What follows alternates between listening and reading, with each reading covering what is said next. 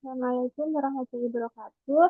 Halo semua, di sini saya Fatima akan menjelaskan terkait demo di dokumentasi deployment website Laravel atau PHP di Amazon EC2. Sebelumnya, dalam pemrograman web, kode PHP biasanya disisipkan ke dalam dokumen HTML dan PHP sering disebut sebagai scripting language karena harus diproses dalam sebuah aplikasi yang dinamakan web server.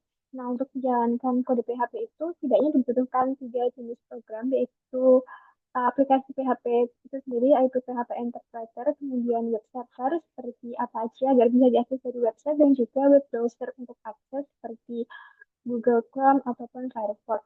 Nah, dokumentasi ini akan menjelaskan proses deployment aplikasi PHP berbasis Laravel pada Amazon EC2, di mana deployment adalah proses penerapan suatu aplikasi ke dalam lingkungan operasional agar bisa digunakan di dalam lingkungan live dan bisa diakses. Jadi, untuk ringkasan tahapan deployment-nya itu mulai dari membuat security group, kemudian meluncurkan instansi server baru, kemudian menyiapkan konfigurasi dan menyiapkan database, kemudian menginstal dependensi PHP, Laravel, dan Composer, kemudian mengunduh repository dari data source code aplikasi, kemudian mengkonfigurasi aplikasi dan database, menjalankan aplikasi dan juga migrasi database, serta yang terakhir mengkonfigurasi web server dan subdomain jika diperlukan. Nah, untuk demonya mulai dari di itu. Nah, di sini adalah akses web dari Amazon Web Service. Nah, untuk langkah pertama di sini adalah mengkonfigurasi security group, yaitu dengan simbol port akses 80, 443, dan juga 22. Nah, untuk aksesnya itu, untuk security group pada bagian network and security, kemudian kita akan mulai demo dari awal, maka akan buat security group baru juga.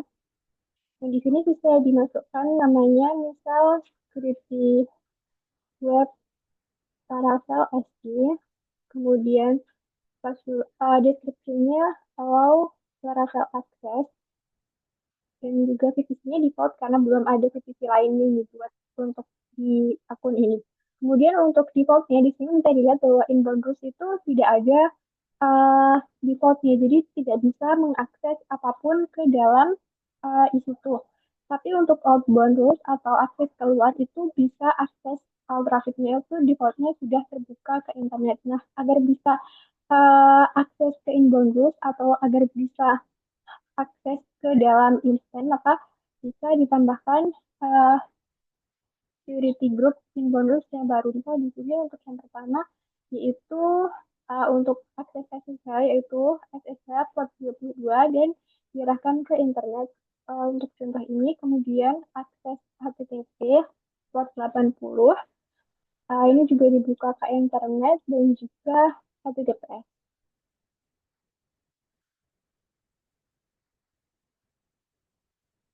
Kemudian untuk observasinya dibiarkan default dan disaktif security group. Setelah itu, yaitu membuat dan meluncurkan instan EC2. Nah, di sini untuk spesifikasi yang akan digunakan yaitu tipe T2 Micro dengan satu CPC dan juga 1 GB RAM, di mana T2 Micro ini termasuk dalam akses free tier. Jadi, misal kita baru membuat akun AWS, kita bisa menggunakan T2 Micro ini secara gratis. Kemudian untuk sistem operasi yaitu Ubuntu 20.04 atau Ubuntu yang akses free tier yaitu 2204, dan user data. Jadi untuk user data ini nanti dimasukkan dan akan dijalankan saat pertama kali instan diluncurkan. Jadi nggak perlu buat konfigurasi ulang. Nah, user data di sini untuk install Docker. Docker nanti digunakan untuk menjalankan database MySQL dan juga akses ke memori. Karena memori defaultnya itu hanya 1 GB, maka akan lebih baik jika menyiapkan slot memori agar tidak kehabisan memori saat digunakan. Nah, defaultnya kalau misal uh, dari memorinya itu 1 GB atau di bawah 2 GB, maka rekomendasinya itu di setup 2 kali lipatnya. Maka di sini di setup 2 GB. Nah, kita bisa akses ke instant dan juga launch instant baru. Nah, di sini untuk segmennya bisa dibuat terserah. Misal di sini saya akan menambahkan Laravel instant terbaru, kemudian di sini dipilih Ubuntu. Untuk skill-nya kita bisa pilih Ubuntu server yang 22.04.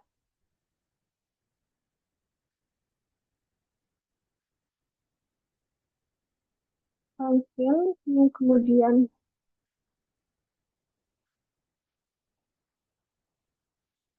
instantifnya yaitu V2 Micro, key pairnya untuk akses ke SSH, misal di sini saya akan menggunakan tes.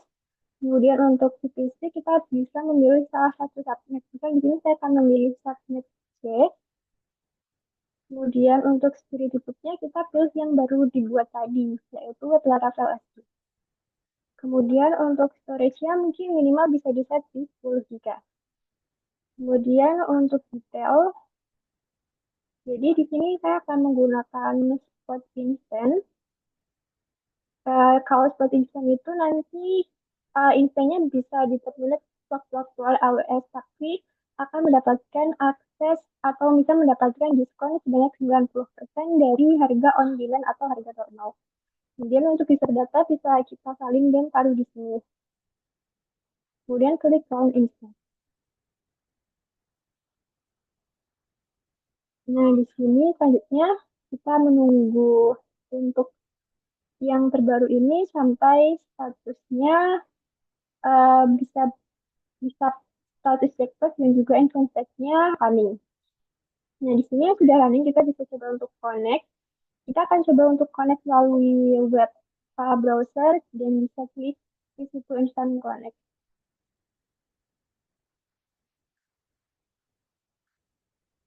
Kemudian di sini nanti akan membuat database atau menyiapkan database. Saya akan menggunakan konfigurasi Docker yang sudah diinstal tadi. Kemudian nanti bisa tinggal dijalankan dengan Docker Canvas AppND. Jadi di sini kita menggunakan SQL versi 8, kemudian diserah password dan juga root passwordnya di setup di environment menggunakan float default Express 3306 dan juga volume data valid MySQL.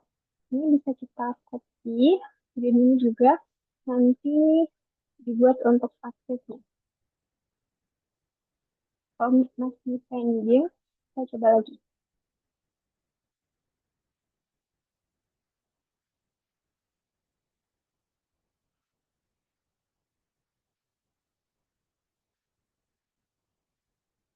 Nah, untuk aksesnya atau melihat progres dari user data, kita bisa mengakses ke bagian Paralog, kemudian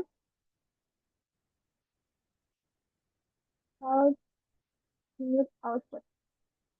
Nah, di sini masih in progress untuk install Docker-nya. Kita bisa tunggu dulu.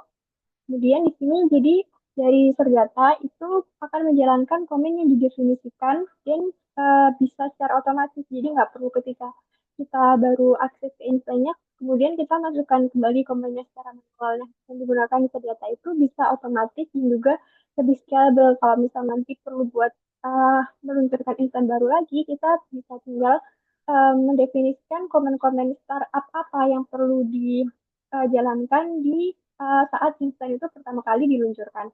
Nah, di sini Docker-nya sudah terinstall. Selanjutnya yaitu setup swap memory dan sudah setup juga. Nah, di sini kita bisa cek dengan menggunakan Docker version ataupun Docker VS. Di sini memang ada default-nya. Kemudian untuk cek memori yaitu dengan -h. Kemudian, nah di sini sudah ada set memori sekitar 22 GB. Sebenarnya kita bisa coba untuk membuat data, membuat folder baru untuk folder MySQL. Kemudian membuat membuat Docker Compose.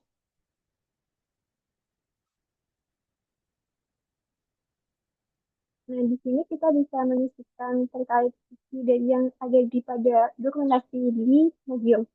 Di sini sudah langsung di defaultkan untuk MySQL user password dan use passwordnya. Namun karena di sini ada untuk testing atau development, jadi kalau misalnya di LS nanti kita definisikan dengan menggunakan environment. Kemudian bisa simpan dan kemudian kita bisa menjalankannya dengan command docker compose up minggu. Nah, di sini pertama prosesnya akan buat full dulu image MySQL-nya. dari Docker Hub, kemudian nanti setelah itu akan dijalankan. Jadi kalau menggunakan Docker Compose itu nanti kalau misal ke depannya Laravel PHP yang dibuat itu sudah menggunakan Docker file, kita bisa tinggal menambahkannya pada Docker Compose dan juga bisa menjalankannya secara bersamaan dan otomatis. Jadi eh, akan lebih baik untuk scaling dan juga untuk kalau misal menggunakan Docker itu bisa untuk scaling dan juga lebih mudah dalam stabilitas aplikasinya. Nah, di sini sudah terbuat, kemudian dibuat juga network default, dan juga kontainernya kita bisa cek dengan command docker ps. Nah, di sini sudah jalan. Selanjutnya kita akan membuat database baru di dalam MySQL ini. Jadi kita bisa akses ke MySQL dengan cara docker access min IP, kemudian namanya yaitu MySQL primary. Kita akan masuk ke dalam kontainer MySQL ini. Kemudian kita coba langsung MySQL min u root min p. Kemudian bisa memasukkan password yang ada di sini.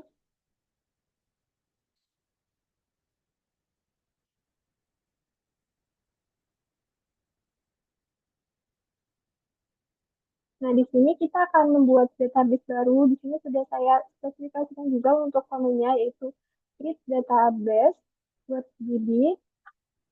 Kemudian kita memberikan akses ke database itu untuk user default untuk aplikasi yaitu user was admin. Nah, di sini kita bisa cek database-nya apakah sudah terlist. Ini sudah ada web video yang terbaru. Kemudian kita bisa akses dan juga melanjutkan langkah selanjutnya yaitu instalasi PHP, Laravel, dan Composer.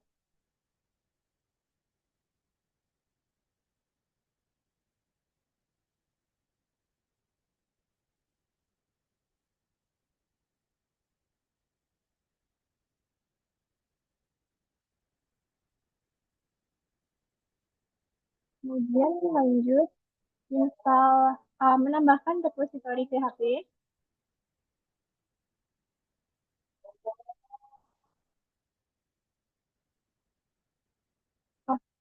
Untuk video yang pertama ini akan difokuskan terkait dari membuat database. Nanti di video selanjutnya akan dilanjut terkait instalasi PHP sampai di langkah terakhir yaitu konfigurasi bootstrapper.